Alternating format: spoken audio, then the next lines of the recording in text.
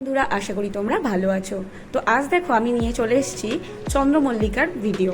তো আমি দেখতেই পাচ্ছ অনেকগুলো চন্দ্রমল্লিকার গাছ আমার কাছে রয়েছে, যেগুলো একদম সুন্দরভাবে বেড়ে উঠেছে। কিন্তু আমি বেড়ে রাখা গাছগুলো ঠিকঠাক করব, রাখবো না আমি এখন, কারণ এই সময় তো আমি ফুল পাবো না, সামনেই শীত, তাই গাছগুলোকে অবশ্যই রেডি করতে হবে। তো সেই কারণে দেখো গাছগুলোকে আমি সুন্দর করে প্রুনিং করে দেব। দেখতেই পাচ্ছ প্রত্যেকটা ডালই কিন্তু আমি কেটে দিচ্ছি, কারণ এই সময় আমি গাছের কোনো গ্রোথ আমি নেব না।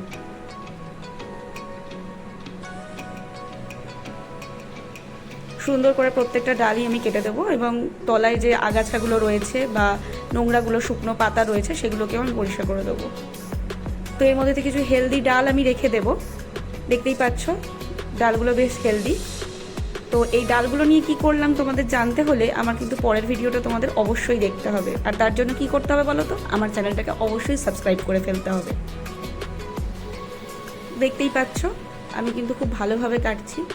শীতকালে আমরা জানি চন্দ্রমল্লিকা একটা সেরা ফুল, যেটা প্রচুর পরিমাণে ফোটে। স্পেশালি এটা যেহেতু পম গোত্রীয়, তাই এতে প্রচুর পরিমাণে ফুল ফোটে। আমি স্পেশালি পম গোত্রীয়টাই বেশি ভালোবাসি, কারণ ওতে প্রচুর পরিমাণে ফুল হয়। তো দেখো এইভাবে আমি গাছগুলো কেটে দিয়েছি, কিন্তু পরিষ্কার করে দিচ্ছি তলাগুলো, ঠিক যেভাবে তোমাদের বললাম।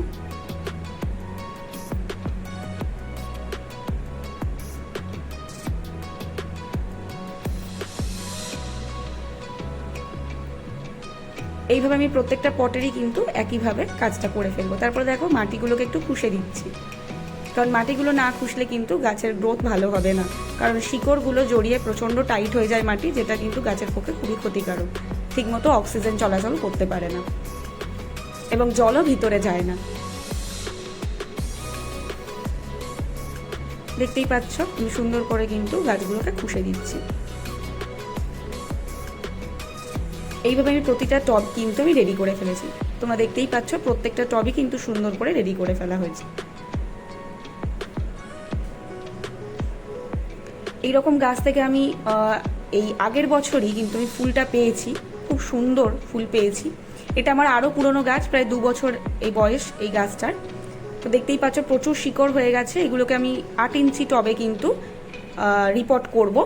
আর দেখতেই পাচ্ছ এই যে হেলদি ডালগুলো রেখেছি, এগুলো আমি কাজে লাগাবো। এরপরে দেখো আমি স্যাপ নিয়ে নিচ্ছি, কারণ এই সময় ফাঙ্গাসের অ্যাটাক ভীষণ হয়, যেহেতু বর্ষাকাল, তাই জন্য আমি একটু স্যাপ গুলে নেব প্রত্যেকটা গাছে স্প্রে করে দেওয়ার জন্য। এইভাবে নাড়িয়ে নিচ্ছি যাতে ভালোভাবে গুলে যায় জিনিসটা। এবার প্রত্যেকটা গাছে কিন্তু আমি স্প্রে করে দেবো।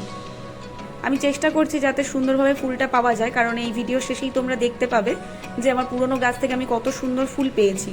তো আমার ইচ্ছা আছে এবছরও যাতে আমি ভালোভাবে ফুল পাই, কিন্তু জানি না এটা কতটা সাকসেসফুল হবে, কারণ আগের বছর হয়েছে বলেই যে সবকটা গাছে এবছরে আমি সেমভাবে ফুল পাবো এটা বলা যায় না। তো যাই হোক, আমি আমার চেষ্টা করেছি গাছগুলো যাতে সুন্দর করে ফেলা যায়। তো কেমন হলো তোমাদের নিশ্চয়ই জানাবো। এবং গাছগুলো দেখো আমি তারপরে কিন্তু একটা সেমি শেড এরিয়ায় রাখছি, কারণ এই সময় প্রচণ্ড বৃষ্টিতে গাছগুলো কিন্তু নষ্ট হয়ে যেতে পারে। প্রত্যেকটা টবই আমি গুছিয়ে রেখে দেব।